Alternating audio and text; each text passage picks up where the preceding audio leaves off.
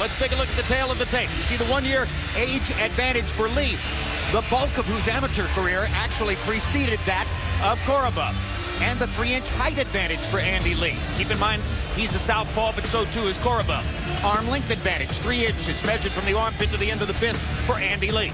He weighed a quarter of a pound more than Korobov at the weigh-in yesterday, but overnight, Korobov is rehydrated up to 174, so he should be slightly the sturdier fighter in the ring against Lee, who unofficially weighs 167 and a half. Let's go to Michael Buffer for the official introduction.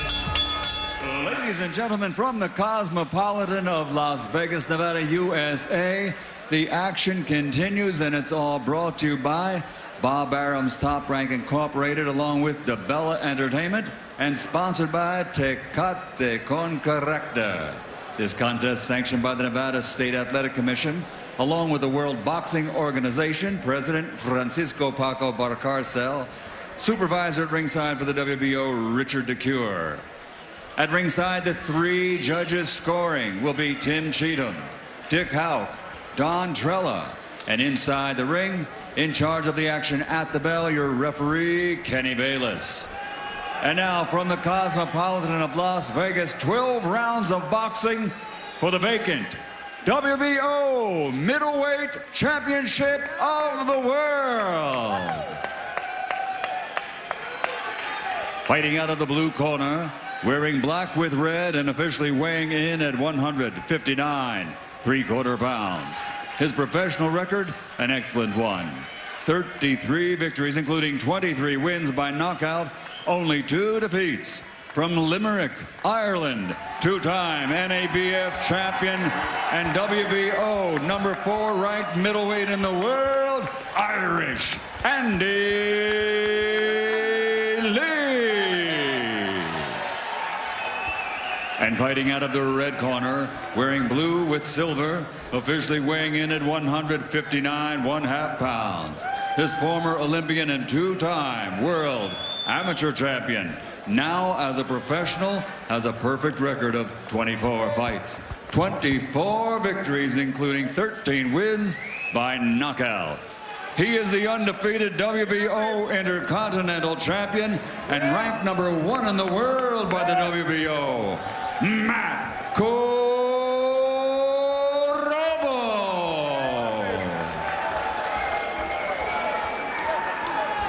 Yes, Mama, we got it.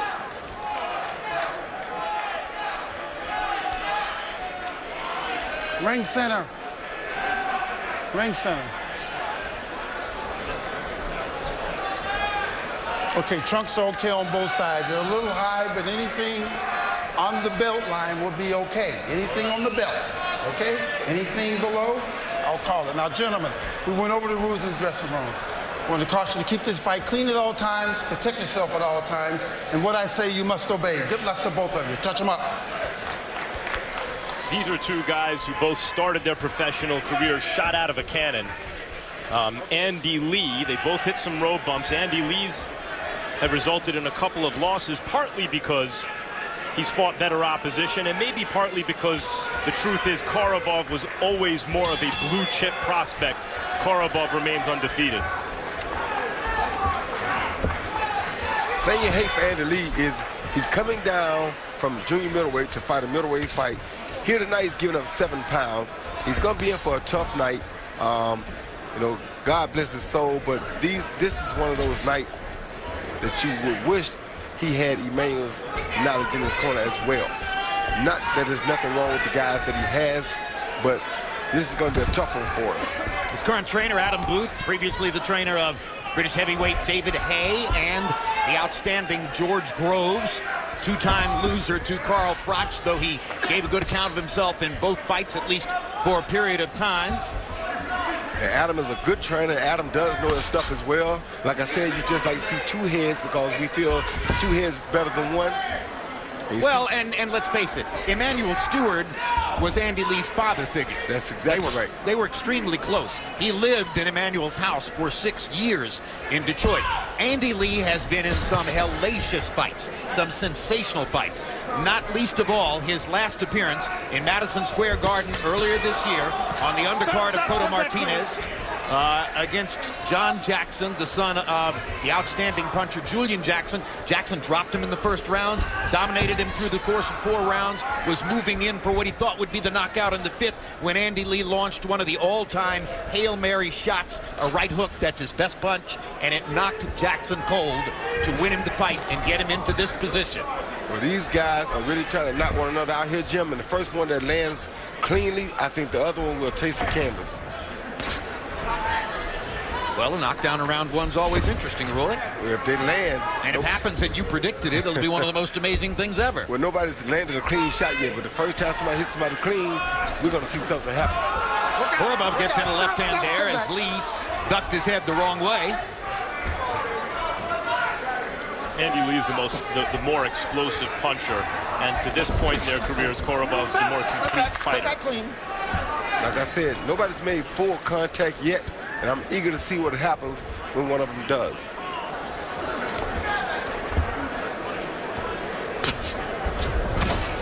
Good body shot by Korobov. Korobov has to be careful about being too aggressive because, once again, Andy Lee's best punch is that quick right hook. He can catch Korobov with that punch coming in. He can do some damage. He did catch Andy with a good straight left in. I mean, no, Andy caught him with a good straight left in. Nothing powerful. That punch doesn't have the dynamite. It's the right hook that does. In recent years, Andy Lee was as closely identified with the late, great Emanuel Stewart as any fighter in the sport. Lived with him in his Detroit home, as we mentioned. Since Emanuel's passing just over 2 years ago, much has changed for Andy, relocating back to his native Ireland and training with Adam Booth.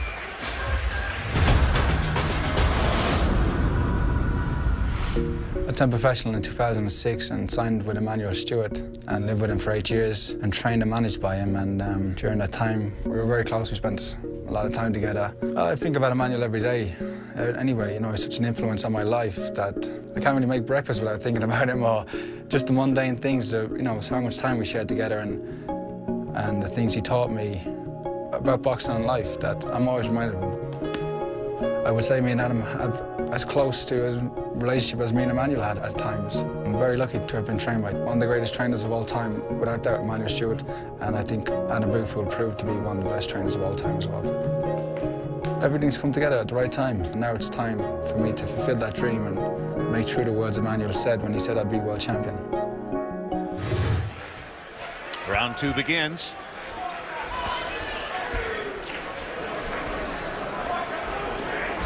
Not much activity in round 1. Both fighters landing less than 10 punches.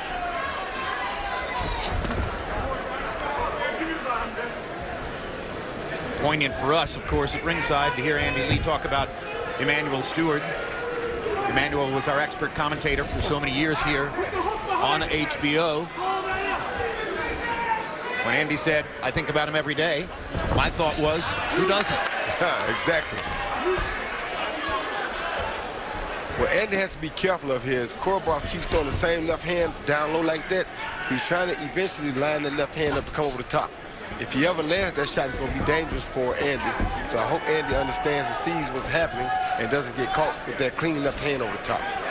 Emanuel was very high on Andy Lee because Andy ran the Kronk gym. He was the champ of that gym. There's some really good fighters in and out of there. But for whatever reason, it hasn't translated in actual prize fights, in the sense that Andy has not been able to dominate good fighters, to consistently impose what it is he wants to do on them. His best wins have come when they've drawn him into their kind of fight. He's able to knock them out with his big right hook.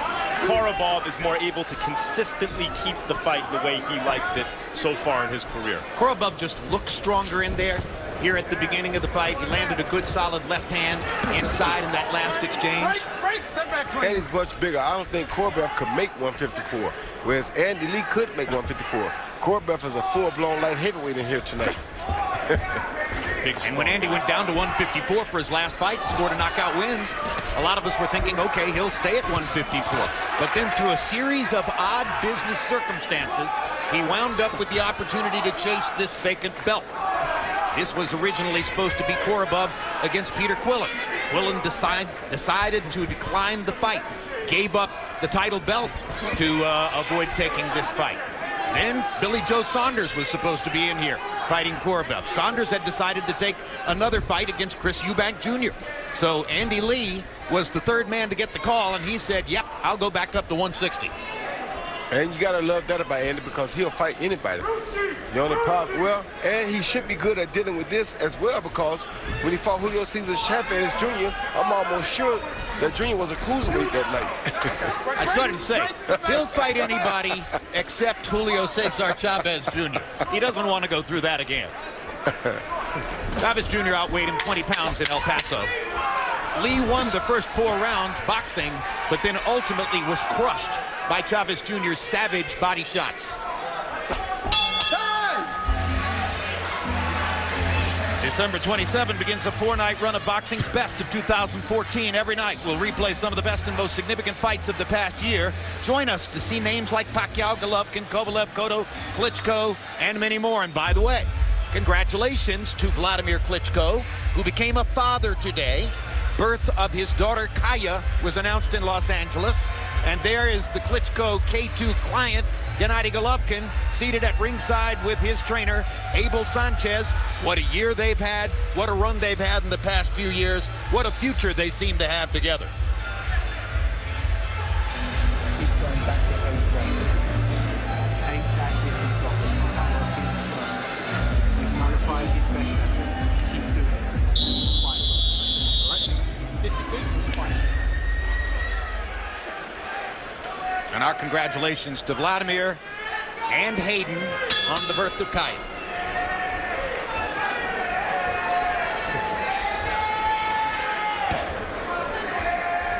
Round 3 of a scheduled 12. Just saw Gennady Golovkin, and look, of course, there are business opportunities at middleweight. Miguel Cotto, Canelo Alvarez, Lemieux just burst on the scene in terms of the American fight fans' consciousness last week with a big knockout win over, or stoppage win over Gabriel Rosado. But for hardcore fight fans, for people who follow what's going on, Triple G is the kingpin. He's perceived as just about unanimously as the best fighter in the division. And constantly when fight fans watch middleweights, they're wondering, am I watching someone who can give Triple G some competition? And that's partly what tonight is about. Korobov, as an amateur, fought Gennady Golovkin, lost a 19-10 decision against Golovkin. Pointed out to us that at that time, Golovkin was the far more experienced amateur fighter. Golovkin's amateur career, 345 wins, 5 losses. Pretty doggone good. Very good. Korobov doesn't present as a walk in the park for anybody. When Korobov lost a preliminary match at the 2008 Olympics in Beijing, that was regarded as the biggest upset of the Olympic boxing competition that year. Maybe not as big as the upset when Roy Jones was fraudulently judged the loser of his final bout in Seoul in 1988, but it was a big surprise because going into those Olympics in Beijing, Korobov was regarded as the favorite to win the Bal Barker Award as the outstanding boxer in the games. Didn't get a medal. His pedigree is blue chip. Very slick fighter, too. Just seen him slip Andy Lee's jab, left hand, and right hook. Not many guys can do that from a southpaw, although he is southpaw himself, so that makes it a little easier. Well, with 2 southpaws against each other, they set up for more favorable punching angles than they're used to.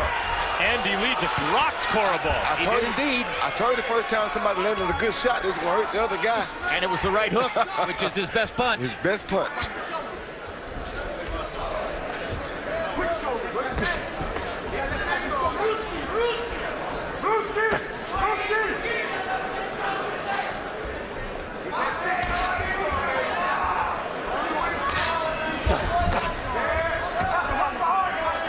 Boots.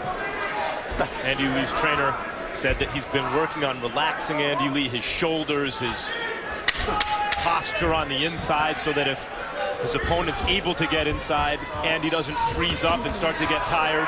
Andy lands a left hand as Korobov leans in. He does look a little bit more relaxed so far in this fight. Much better round than the first 2 there for Andy Lee. Very good. Excellent. Get it back. Get it back.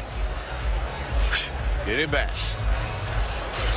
I don't care, but give me the book if you want. All right, champ. Breathe and get it back. Jab is still key. Work that jab is the key to the whole thing. He don't even. Thank you. He don't realize that you have a devastating hook. Here was the Andy. Okay. Landed a Remember, good you straight got left hand. Korobov was trying to come back with his own left hand and beat him to the punch. That hurt Korobov. We saw that right hook go wild. And you see him stagger a little bit right there. That was the best punch that Andy has landed on Korobov tonight. CompuBox numbers in the third round. Lee 9 of 23, not throwing a lot, but making them count. Korobov 5 out of 39. No accuracy in that round. Harold, how do you have it through 3? Okay, Jim, I've got a 29-28, 2 rounds to 1, Matt Korobov. You know, Jim, I thought he won rounds 1 and 2. They were terrible rounds where nobody did nothing, but I thought Korobov landed the strongest shots. In round 3, that left hand that Andy Lee landed really staggered Korobov. That won him the round, and I was very surprised that Andy Lee just didn't jump right back on him. I mean, he hurt him. He should have jumped right back on him and tried to get him out of there. Anyway, 2-1, Matt Korobov.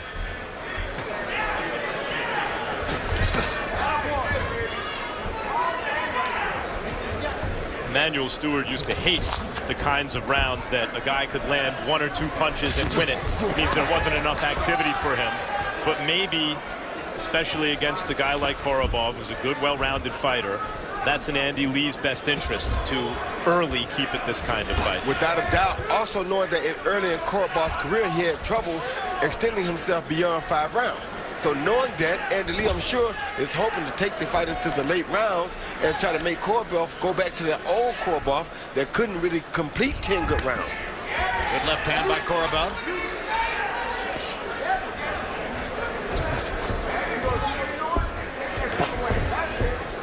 That was the weakness that Korobov had to work on, was being able to carry himself for a complete fight, a complete professional fight. He usually catch and counter style, long, lanky, chronic type fighters. Ooh, that's a hard headbutt, it looked like. Watch the hands now. Watch the hands. Kenny Bayless tells them to watch their heads. But usually these Andy Lee style fighters pop a better and more consistent jab than we're seeing from Andy here. Well, you got to remember though, Max, Korobov is left-handed too, so he can counter Andy's jab real easily with his straight left hand. So Andy has to be really careful jabbing, because if he gets hit with that left hand over the top, he's already giving up 7 pounds. Might not be the best thing for him. Do it more selectively. Yes, at least into the later rounds. I agree. I think Korobov has been able to take Andy's jab away for much of the early going. Stop! Stop! Sit back! Sit back!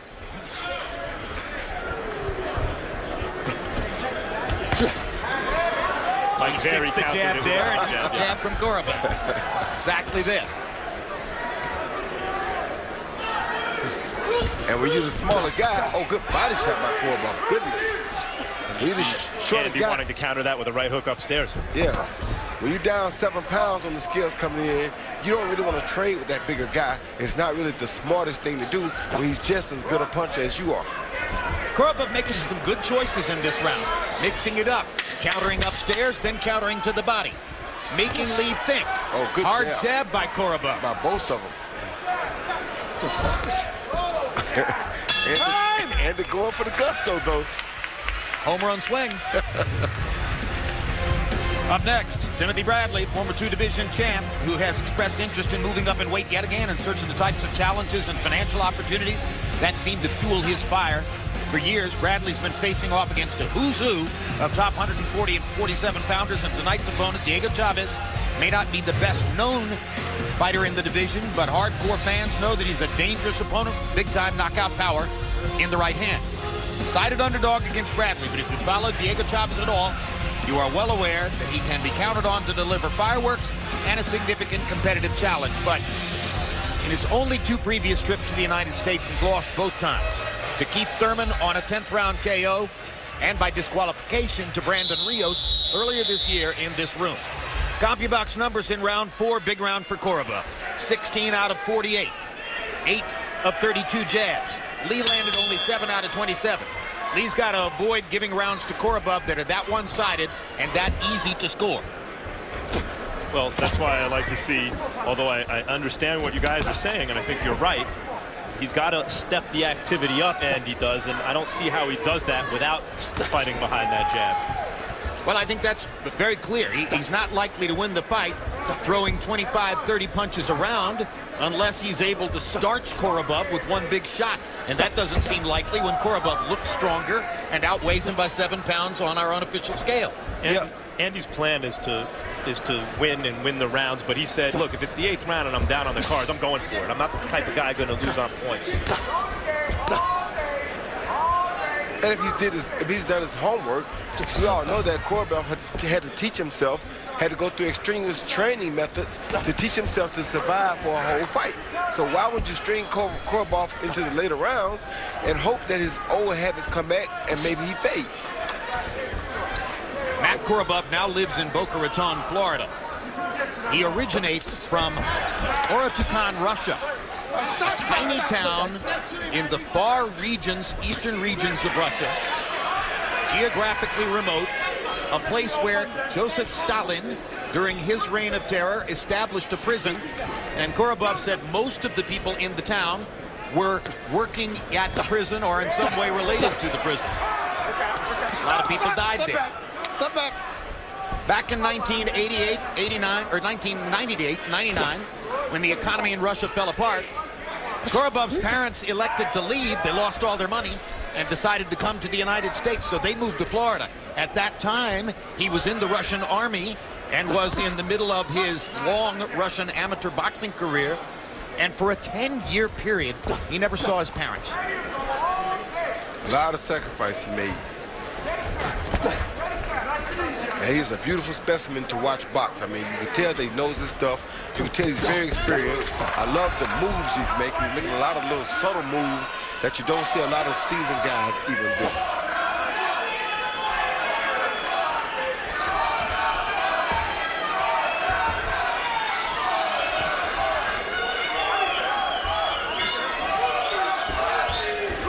Now I'm actually see Andy starting to use that jab a little bit more effectively because he's getting a little later in the fight, and now he can kind of time Korobov's rhythm, he hopes.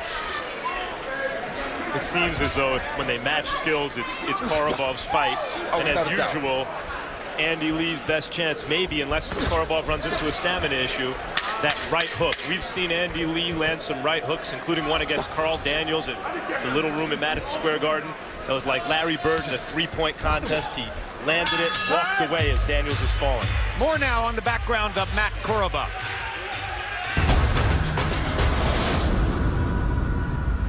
The economy collapsed in Russia in 1997. We just lost our money, you know.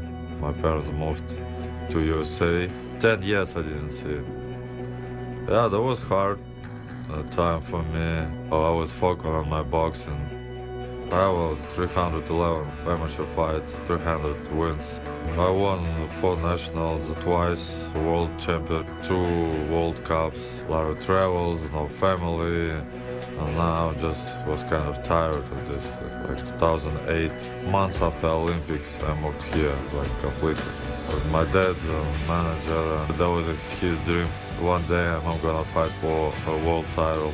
I'm here, you know, dreams come true, and I'm so happy. Kostyubov's numbers in round 5. Andy Lee, 8 of 26. Korobov, 17 of 55.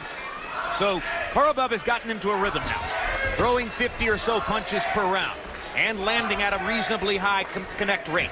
Andy Lee is still mired in second gear, throwing fewer than 30 punches per round, landing fewer than 10. Lee has got to find some way to accelerate his offense to have a better chance in the fight. And like he told Max, after a certain point, if he realizes that Korobov is not going to die and that he's not winning the fight, he'll turn it into a dog fight, and either he'll win or he'll get KO'd. Which was a smart plan for him. Work out. Stop. Step back clean. Clean.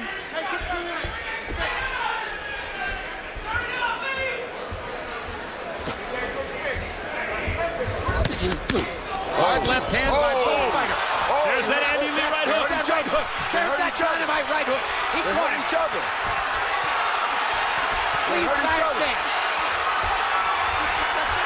And Benny Bayless stops the fight with Korobov standing up, and Andy Lee has another miracle victory. That is so far the signature win of Andy Lee's career. That is a legitimate upset, a shocking upset knockout win for Andy Lee. That right hook, I told you, all you had to do was wait for his chances. No system trying to outbox a better boxer. Go for the gusto, go for the victory. He got hurt himself first, then he came back and landed a beautiful right hook that took care of things. Talk about a money punch. I mean, how obvious is it? This guy has one weapon, and that weapon is dynamite. But to land it against a guy like Korobov, he had to be doing things to set it up. And even though he was losing on points, I think that's the most complete performance of his career. Well, it was his most smartest because he knew he was not the better boxer, but he was going to be the smarter fighter and just wait for his opportunity.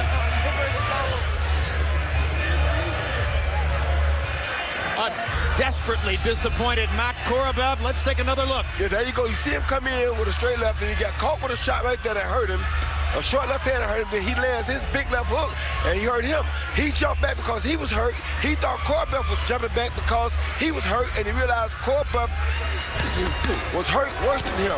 Oh, wow. And then the question was, could Korobov recover? And no way was he going to let Korobov recover. Andy got on top of him and went wild. He had to. That's a hungry fighter fighting for his career right there. Andy Lee finishing Korobov.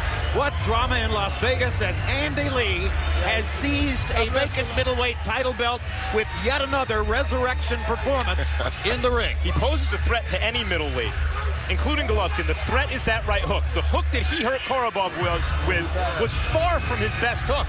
That wasn't Andy Lee's best hook. That was a B- right hook from Andy Lee. The Carl Daniels hook that you mentioned in Madison Square Garden, that was the A. That was the A. And you know, we've only seen that a few times. John Jackson, that was the A. That was the A. But he knocked him out with a B. Now let's go to Michael Buffer now with the official particulars. Ladies and gentlemen, here at the Cosmopolitan of Las Vegas, Nevada, USA, the end comes at 1 minute, 10 seconds of round number 6. The winner by TKO victory. And now, the WBO middleweight champion of the world, Irish Andy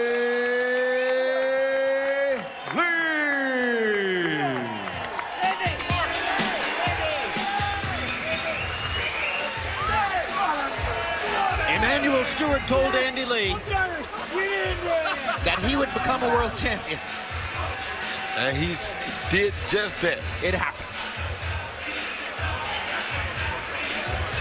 Final CompuBox numbers. Lee landing only 48 punches in the fight. And landing at a higher connect percentage than Korobov. Lee landing 2 more power punches and landing at a higher percentage than Korobov. Scorecards. Lee was trailing by 5 on one scorecard, by 5 on 2 scorecards. He was trailing on all 3 cards, as you would have expected. Well behind on 2 of the cards, headed apparently toward a decision defeat. And those are the numbers on power punches, but really only one of them mattered. That was the great right hook. And let's go to Max Kellerman in the ring with Andy Lee. Congratulations, Andy, on a spectacular knockout win, the biggest of your career. What are you feeling right now? It's hard to describe, but I thought about this moment. I thought about winning it, and I had a speech prepared in my mind. And I'd like to say thank you to this man, Adam Booth, my coach, my manager, has done so much for me over the last couple of years. This title's for him, but it's also for the man who made me, Emmanuel Stewart. I lived with him for nearly 7, 8 years, and I learned so much, and I owed his title. He said I would win the world title when I turned pro tonight. I met him through. His wife, Marie, came here today to watch me fight, flew all the way from Detroit. And I appreciate her, and I love all the Rich Stewart family, Sugar Hill and Diane, and everybody in Detroit, and Kronk. Thank you very much. And most of all, Boxing Booth, Richard Towers, Dave Colwell, John Hill, Terry Clark, Almina, and most of all, my wife, Maud, who's there ringside. All the Lees, all the Irish, everyone in the house. I heard all your cheers, and he got me through that fight. Matt Korobov was giving me a nightmare, and I found it really hard in there. But I could hear the cheers from the people here. Came all the way. Good friends from Detroit, good friends from New York. All of them came to see me from Limerick, and I appreciate every one of them. Let's take a look at when the nightmare turned into a dream come true. Describe it. Well, we were trading, and a lot of times he was having the better of it, but I knew my right hook's a killer punch, and if I land, I thought he was gone then, but I made sure I didn't take any chances, and I just threw hell for leather and got him out of there. It seems as though throughout your career, when you've had your toughest fights, they've also resulted in your biggest wins with that right hook bailing you out. Was it the same story tonight? Korobov is very skilled, or did you set that up differently somehow tonight? God bless him with a right hook. I can't take too much credit for it, but this man here nurtured it along with Emmanuel Stewart and Sugar Hill. So, and not forgetting Joey Gamache, who's a good coach too, who helped me a lot. But anyway, this is all too. Listen, I'm a middleweight fighter. I'm a champion now. I want to defend my belt in Ireland, and I'll fight the best in the world. Congratulations, Andy. Up the Irish. Get in. Jim.